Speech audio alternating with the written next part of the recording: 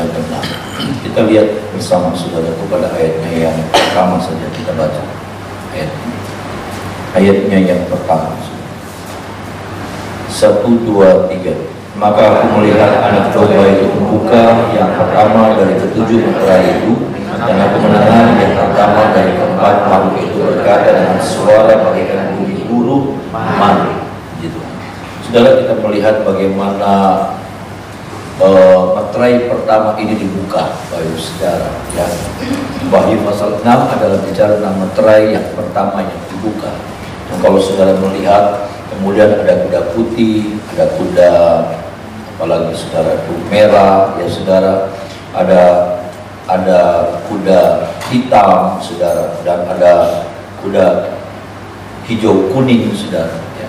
Ini bicara tentang kekuatan-kekuatan yang akan melanda dunia, melanda kehidupan manusia. Kalau saudara melihat yang pertama kuda putih, itu menggambarkan yang seringkali saya katakan, ini menggambarkan kekuatan jahat lewat pengajaran sesat, saudara. Ya, karena kuda putih dalam pasal ke-6 dengan kuda putih di dalam Wahyu pasal 19 itu sangat berbeda sekali, ya, saudara. Tetapi ada yang mengartikan bahwa itu adalah pribadi Yesus sebagai pemenang. Ya, tidak masalah juga sih, saudara. Tetapi saya melihat meterai-meterai ini bicara tentang bencana. Meterai-meterai ini bicara tentang sesuatu yang jahat, sesuatu yang enggak bagus yang melanda kehidupan manusia, Bapak Ibu Saudara. Dan kalau saudara melihat juga meterai yang kedua, saudara, apa itu? Maksud saya hal yang kedua, saudaraku, kita melihat bagaimana yang kedua, meterai yang kedua, aku mendengar makhluk yang kedua berkata, mari, dan majulah seekor kuda lain, seekor kuda merah, orang yang menunggangi di Korintus kuasa untuk mengambil damai sejahtera. Ini bicara peperangan, saudara. Ya, bagaimana bangsa bangkit melawan bangsa. Ya. Inilah yang sudah dinubuatkan, Bapak Ibu Saudara. Dan yang ketiga, bagaimana kemudian kita melihat, ya, makhluk yang ketiga berkata, mari. Ayat yang kelima itu, saudara, sesungguhnya ada seekor kuda hitam, dan orang yang menungganginya memegang sebuah timbangan di tangannya. Dan aku mendengar seperti ada suara di tengah-tengah keempat makhluk itu berkata, secupak gandum sedinar dan 3 cupak jelai sedinar, tetapi janganlah rusakkan minyak dan anggur itu. Bicara apa ini, saudaraku? Ini bicara tentang kelaparan, ya saudaraku. Ini bicara tentang kelaparan. Bagaimana dikatakan secupak gandum sedinar dan 3 cupak jelai sedinar. Ini bicara tentang krisis ekonomi, ya. Dan dunia akan masuk dalam keadaan ini, saudara. Ya, hari-hari ini, saudara, kita melihat bagaimana dunia semakin masuk, ya, masuk ke dalam krisis ekonomi yang seperti sudah dinubuatkan oleh firman. Dikatakan secupak gandum sedinar. Bayangkan, saudara, upah orang kerja minimal, ya saudara, orang lebih sekarang 100.000 hanya bisa dapatkan secupak gandum, cuma dapatkan segenggam beras, itu secupak. Ya, bagaimana bisa? Sedangkan orang makan lebih dari itu baru berasnya, belum yang lainnya. Bagaimana ini menggambarkan semua barang-barang mahal. Ya, saudara, semua barang-barang naik, kebutuhan naik semua harganya. Ini sudah dinubuatkan. Dan kalau saudara melihat selanjutnya, saudaraku, ayat yang ke-7, saudaraku, ya, ayat yang ke-7 dan ayat yang ke-8, sama-sama kita baca ayat yang ke-7 dan 8. Ayat yang ke-7 dan ayat yang ke-8 sama-sama kita baca. 1, 2, 3. Dan ketika anak domba itu membuka meterai yang keempat, aku mendengar suara makhluk yang keempat berkata, mari. Dan aku melihat sesungguhnya ada seekor kuda hijau kuning, dan orang yang menungganginya bernama Maut, dan kerajaan Maut mengikutinya. Dan kepada mereka diberikan kuasa atas 1/4 dari bumi untuk membunuh dengan pedang, dan dengan kelaparan dan sampah, dan dengan binatang-binatang buas. Nah, ini nih, saudara, yang sedang terjadi hari-hari ini. Ya, meterai yang keempat ini, kita sedang ada di meterai yang keempat, kurang lebihnya seperti ini. Kenapa? Kemudian karena dikatakan seekor kuda hijau kuning, Dalam terjemahan yang lain dikatakan kuda pucat, kuda yang bermuka pucat. Ini bicara apa, saudara? Ini bicara tentang kematian. Nah, kalau saudara melihat, Bapak Ibu Saudara, ya, di sana dikatakan, dan kepada mereka diberikan kuasa 1/4 dari bumi untuk membunuh. Apa itu, saudaraku? Dikatakan pedang, kelaparan, sampar. Sampar ini penyakit menular.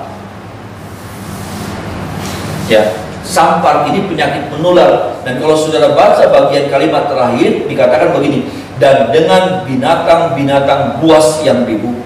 Ternyata binatang buas, kalau saudara memperhatikan, ternyata kita disadarkan, ternyata binatang buas itu bukan singa, ternyata binatang buas itu bukan harimau, bukan macan. Ternyata binatang buas ini bicara tentang virus-virus, saudara. Ya, virus-virus itu kalau saudara perhatikan, singa berapa banyak, ya, dari survei, dari kasus, singa matiin orang berapa banyak di seluruh dunia. Macan matiin orang berapa banyak, ular matiin orang berapa banyak, virus matiin orang nggak terhitung lagi. Dan inilah yang dikatakan binatang-binatang buas di bumi. Dikatakan ada kuda yang bermuka bukan hijau kuning dalam terjemahan Perjanjian Lama. Dikatakan, saudaraku, terjemahan lama dikatakan kuda yang bermuka pucat. Ini bicara tentang kematian. Dikatakan apa? 1/4 bumi akan dimusnahkan. Bayangkan. Ini belum seberapa. Ya. Ini belum seberapa, artinya ya, saya tidak menakut-nakuti, tetapi mungkin ke depan akan ada kejadian-kejadian yang lebih dahsyat lagi.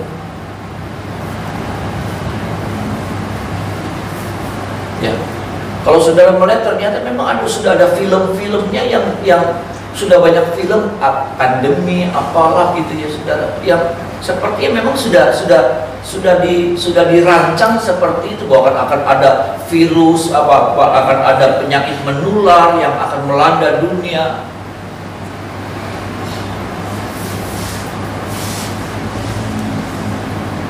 Saudara, dikatakan kemudian, Bapak Ibu Saudara, ya, materai yang kelima dikatakan, ya, jiwa-jiwa mereka yang telah dibunuh oleh karena firman Allah, karena kesaksian yang mereka miliki, saudara, ya. Ini bicara kemudian materai yang selanjutnya bicara tentang penderitaan. Ini bicara tentang penganiayaan gereja. Kalau saudara melihat, materai yang selanjutnya dibuka, saudaraku, itu bicara tentang aniaya gereja.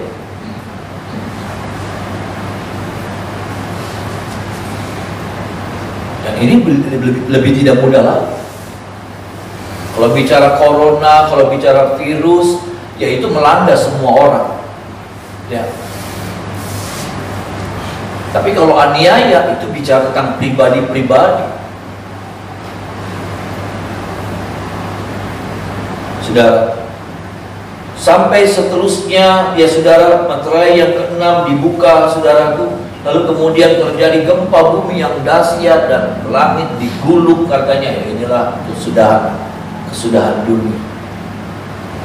Tapi yang saya mau katakan, Bapak Ibu Saudara, ya, yang saya mau katakan, setiap materai dibuka dengan kalimat seperti ini. Sama-sama kita baca lagi ayat yang pertama. Ini yang saudara harus perhatikan, ini yang saudara dan saya harus sadari. Ya, setiap materai dibuka, apakah itu materai pertama, materai kedua, materai ketiga, semua kelaparan, bencana, apapun juga, saudara. Ya, virus, semuanya dibuka dengan kalimat seperti ini. Ya, hampir sama semuanya seperti ayat yang pertama. Sama-sama kita baca ayat yang pertama. 1, 2, 3. Maka aku melihat anak domba itu membuka yang pertama dari ke-7 materai itu, dan aku mendengar yang pertama dari keempat makhluk itu berkata dengan suara bagaikan bunyi burung. Sudah ngerti maksudnya? Artinya gini loh, saudara. Mari, artinya gini, tidak ada sebuah kejadian yang terjadi tanpa seizin Tuhan. Bisa bilang amin, saudara? Amin. Tidak ada peristiwa, tidak ada kejadian yang terjadi yang menimpa manusia, apalagi orang percaya, tanpa seizin Tuhan. Karena di sini dikatakan mari, mari itu dipersilakan, mari. Tuan rumahnya itu Tuhan. Kayak saudara, saya datang ke rumah Bapak Ibu saudara, ya, saudara saya ketok-ketok, lalu saudara bilang, mari Baga masuk, ya, mari Baga makan, ya, jangan cuma masuk makan saudara, ya. Mari Baga makan, gitu ya saudara, ya. Nah, tetapi yang jadi penentunya saudara, bukan saya. Kenapa? Saudara tuan rumahnya, saudara pemilik, penguasanya. Sama saya mau bilang begitu. Saya mau bilang juga, Tuhan itu adalah penguasa tunggal dari segala sesuatu. Ada amin saudara. Tuhan penguasa tunggalnya, artinya begini, memang Tuhan izinkan, memang Tuhan izinkan semuanya terjadi. Semuanya terjadi, nggak bisa terjadi, nggak bisa direkayasa tanpa seizin Tuhan. Semuanya atas seizin Tuhan. Bisa bilang amin saudara. Artinya begini, kalau Tuhan izinkan, artinya Tuhan juga mau kasih kekuatan buat saya dan saudara. Amin saudara. Tuhan juga nggak lepas kendali atas hidup saya dan saudara.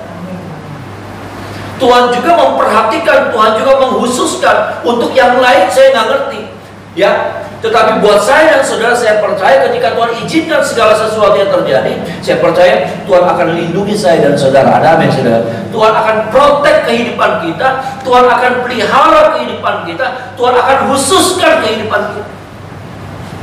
Seperti bangsa Mesir, saudara, karena tulah diizinkan sama Tuhan, karena tulah. Semua Mesir kena tulah. Tetapi masalahnya begini, di Mesir ada orang-orang Israel. Di Mesir ada orang-orang Israel yang sedang hidup di Mesir. Di mana? Di Goshen. Mesir kena tulah atas seizin Tuhan. Tetapi sekali lagi, ada orang-orangnya Tuhan, ada umatnya Tuhan di Mesir. Dan kita melihat bagaimana Allah bertanggung jawab untuk menjaga, memelihara bangsa Israel di Mesir. Bisa bilang amin saudara. Tulahnya terjadi enggak? Tetap terjadi. Melanda semua Mesir, melanda semua Mesir. Sampai di mana? Sampai di Goshen. Tetapi orang-orang yang ada di Goshen dilindungi sama Tuhan. Kayak ada tudung. Ada amin saudara. Kayak ada tudung.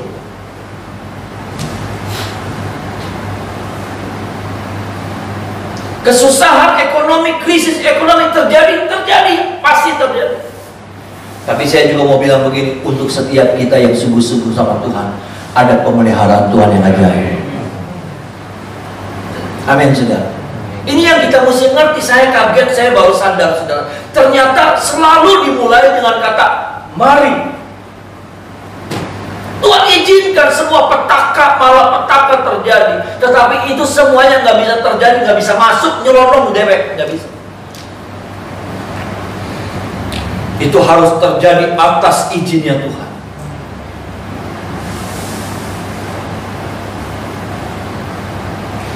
Dan berbanggalah, berbahagialah, karena kita adalah orang-orang yang paling beruntung. Kita diistimewakan oleh Tuhan. Amin saudara. Kita biji matanya Tuhan. Kita anak-anaknya Tuhan. Nggak mungkin saudara, kalau saudara terjadi sesuatu, anak saudara biarkan. Ya maaf nih saudara, kalau sampai terjadi sesuatu, anak orang lain saudara biarkan. Ya ini maaf ya saudara. Anaknya saudara pasti ditolong duluan. Betul saudara? Iya dong. Ya, ada sesuatu nih saudara, ya gempa bumi, ya saudara nggak bisa nyelamatin semua orang. Yang saudara selamatin siapa? Anak kita dulu.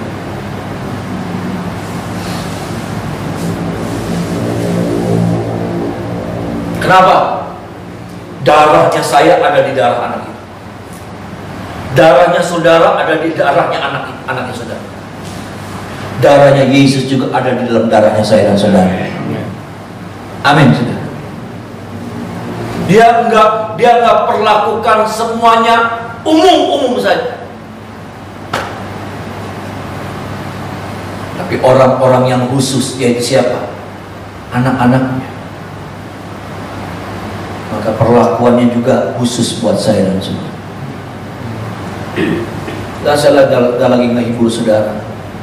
Saya cuma lagi menyatakan kebenaran firman Tuhan buat setiap kita, supaya kita ini ngerti, saudara, siapa kita sesungguhnya, supaya kita ini bangga jadi anak Tuhan.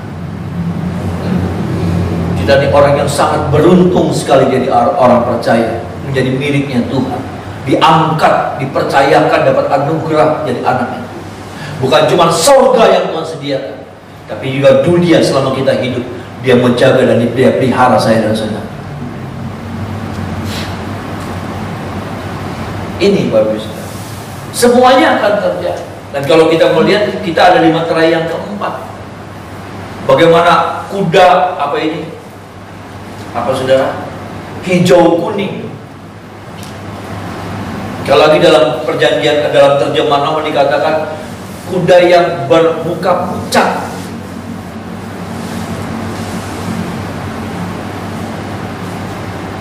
Ini sedang melanda. Dikatakan saudara, dikatakan oleh firman Tuhan, seperempat manusia dia. Dikatakan di sini oleh binatang-binatang buas yang dibunuh. Sekali lagi, binatang buas, kalau kita bicara binatang buas, kita bicara singa, harimau. Ternyata binatang buas.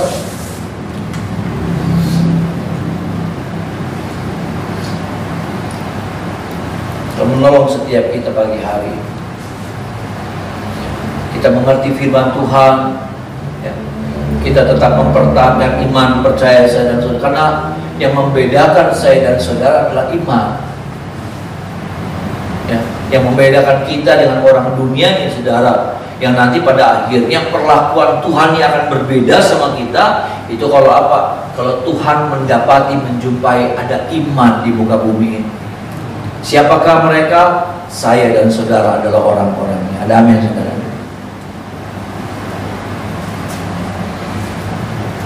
Memang sengaja Tuhan izinkan semuanya terjadi, karena memang dunia ini bukan tempatnya saya, bukan tempatnya saudara.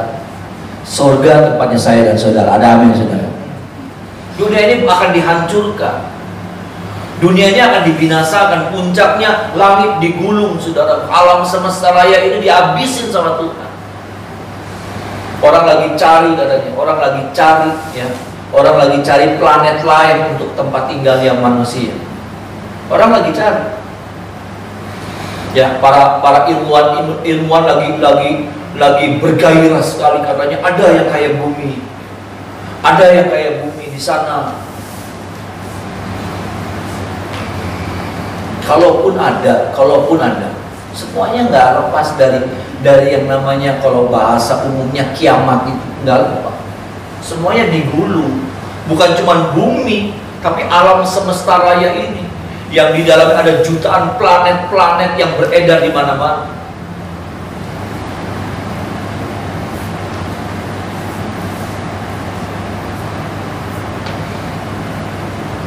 Kalau saudara mendengar ini, saya tidak mau saudara menjadi takut. Karena nubuatan-nubuatan ini bukan bertujuan untuk menakut-nakuti kita, tapi bertujuan untuk apa? Supaya kita semakin bersiap-siap. Ada amin, saudara. Supaya kita nggak bermain-main lagi. Kalau kemarin-kemarin kita setengah-setengah ikut Tuhan, ini bukan waktunya kita setengah-setengah ikut Tuhan. Kalau kemarin-kemarin kita melayani Tuhan dengan setengah-setengah hati, ini bukan waktunya lagi kita bermain-main setengah hati sama Tuhan. Ini juga buat saya. Ini bukan waktunya kita bermain-main. Ini bukan waktunya lagi untuk kita gak serius. Ini bukan waktunya kita nyantai-nyantai sama Tuhan.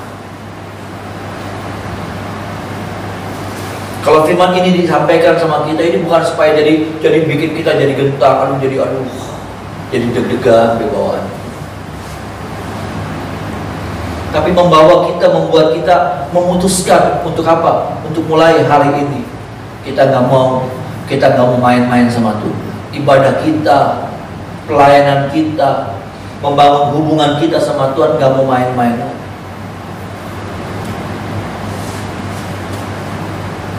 Ada amin, saudara. Biarlah ini membuat kita semakin memiliki sebuah membangun sebuah komitmen baru sama Tuhan. Ternyata dengan keadaan seperti ini sebetulnya kita disadarkan, kita mau berharap sama apa? Kita bisa berharap sama siapa? Adakah hari-hari ini kita bisa berharap sama uang? Nggak bisa. Apakah kita bisa mengandalkan, bisa berharap sama toko kita? Nggak bisa. Sama bisnis, sama pekerjaan kita? Nggak bisa. Kita cuma bisa berharap sama Tuhan. Amin, saudara. Di sini sebetulnya Tuhan lagi buktikan bagian yang lain nggak ngerti saya. Ya, artinya tujuan Tuhan seperti apa? Tapi tujuan Tuhan buat saya dan saudara semakin mencerikan mata kita, mata rohani kita, menyadarkan setiap kita bahwa yang tadinya kita andalin uang kita.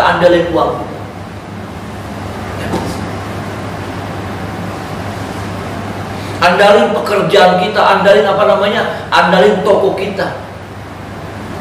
Goyang semua.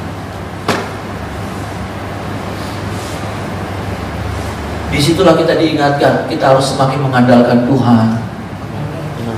Amin, saudara. Kita harus semakin mengandalkan, semakin hidup di dalam Tuhan.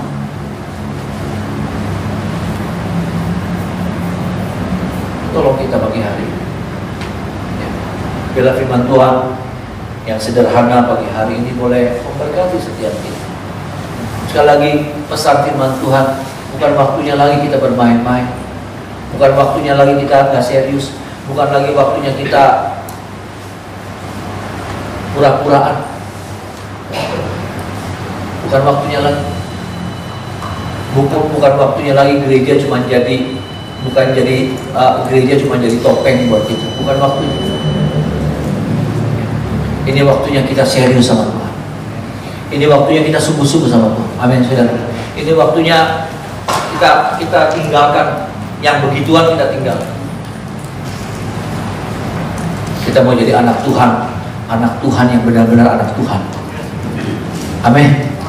Bukan anak Tuhan pada waktu di gereja, tapi waktu keluar dari gereja, bu anaknya siapa? Ya, maaf, saya nggak mau bilang anak setan, nggak mau, saudara. Bu anaknya siapa? Waktu kita keluar, wah, sama saya juga. Waktu saya keluar, ya, semua jelalatan kami, mata jelalatan, tangan jelalatan, semua jelalatan, hati jelalatan, semua jelalatan. Maaf, saudara. Tapi kita di gereja jadi anak Tuhan, di luar jadi anak Tuhan. Amin, saudara. Ya, ini pilihan, saudara. Ya, tetapi biarlah kita memilih seperti ini. Kita mau memperbaharui komitmen kita sama Tuhan. Untuk kita nggak mau lagi bermain-main. Kita mau serius sama Tuhan. Dia pasti bela saya dan saudara.